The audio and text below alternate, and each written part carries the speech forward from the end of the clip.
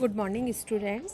आज हम BA part second year के फर्स्ट पेपर सामाजिक अन्वेषण की पद्धतियों में प्रश्नावली पॉइंट पर अध्ययन करेंगे।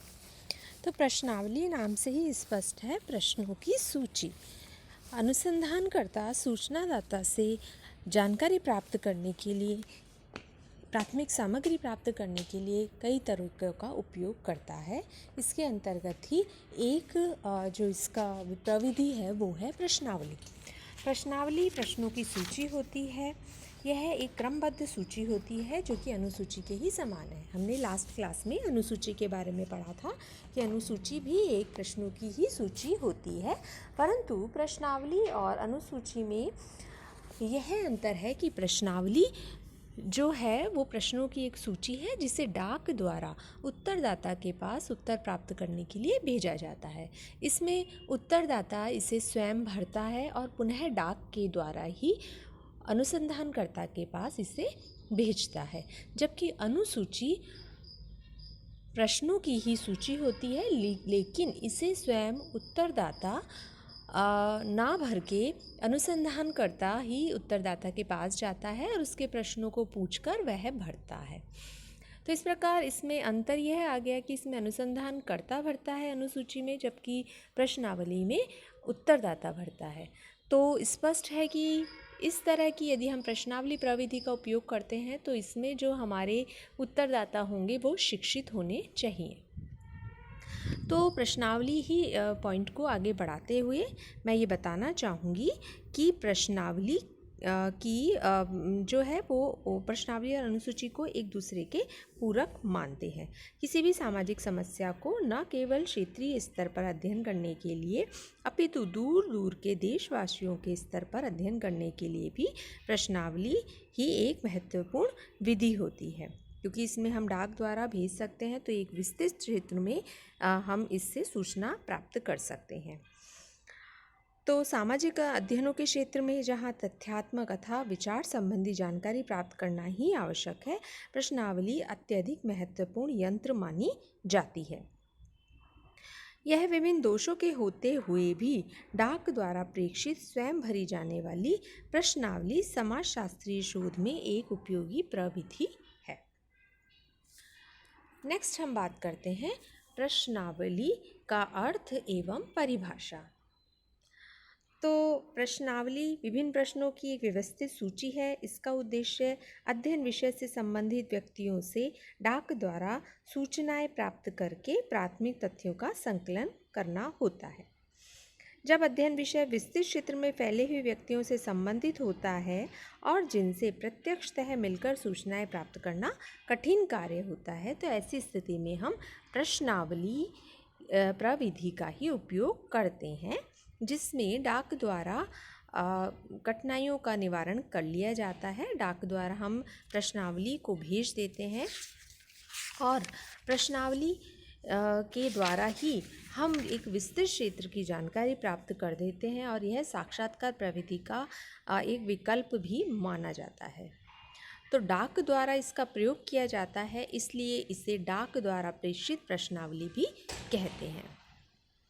तो गुडेवेर हॉट के अनुसार सामान्यतः प्रश्नावली शब्द का तात्पर्य प्रश्नों के उत्तरों को प्राप्त करने की एक प्रविधि से होता है, जिसमें उत्तरदाता स्वयं ही एक प्रपत्र को भरकर सूचनाएं प्रेषित करता है। तो इसी प्रकार बोगार्ड्स ने भी जो प्रश्नावली की एक परिभाषा दी है, प्रश्नावली विभिन्न व्यक्तियों को उत्तर देने के लिए प्रेषित की गई प्रश्नों की सूची है। तो उपयुक्त परिभाषाओं से यह स्पष्ट हो गया है कि प्रश्नावली एक विशेष प्रकार की सूची होती है जिसको अध्ययन से संबंधित प्राथमिक तथ्यों के संकलन के लिए निर्देशन के रूप में चुने हुए व्यक्तियों के पास डाक द्वारा ही भेजा जाता है, जिससे उन प्रश्नों के उत्तर स्वयं लिखकर उत्तरदाता वापस भेज देते हैं। नेक्स्ट हम बात करते हैं प्रश्नावली की विशेषताएं।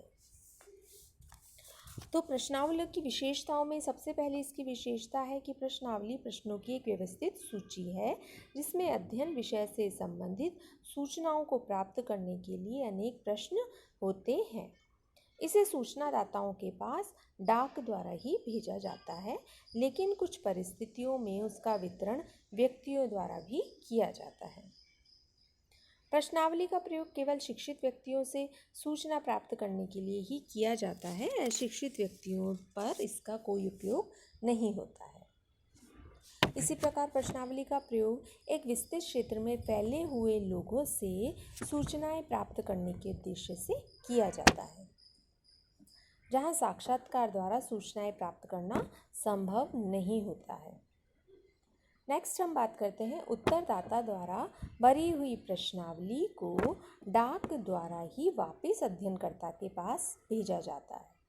तो स्थानीय उत्तरदाताओं से इसका संग्रहण व्यक्तिगत रूप में किया जा सकता है कि अगर छोटा क्षेत्र है और हमने कम क्षेत्र में ही स्थानीय लोगों में इसको भेजा है, तो आप स्वयं अपने व्यक्तिगत स्तर पर भी इसे एकत्र कर सकते हैं।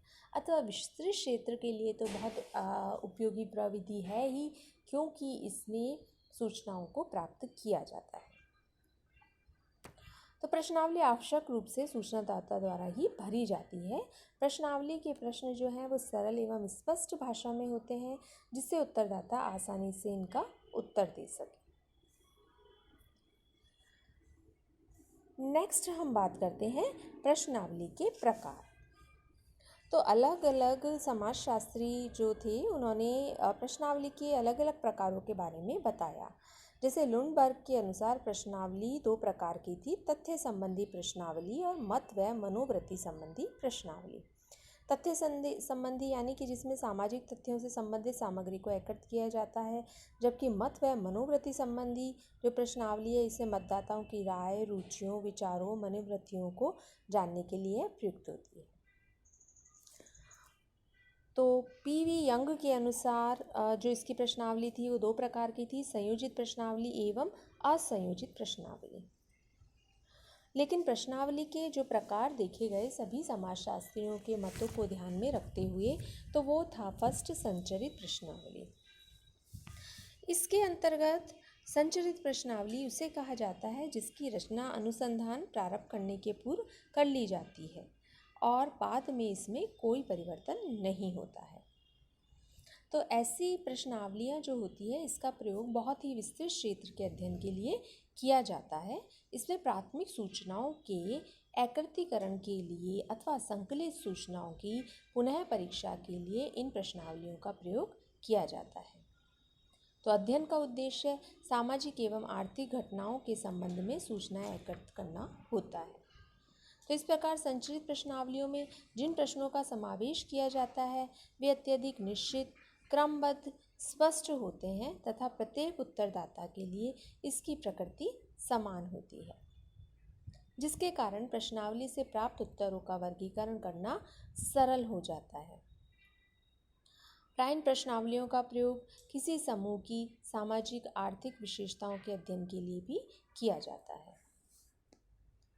दूसरी है असंचरित प्रश्नावली। तो इस प्रकार की प्रश्नावली में किसी प्रकार के प्रश्नों का निर्माण पहले से नहीं किया जाता, केवल उन विषयों का उल्लेख होता है जिनके संबंध में उत्तरदाता से सूचनाएं प्राप्त करनी है।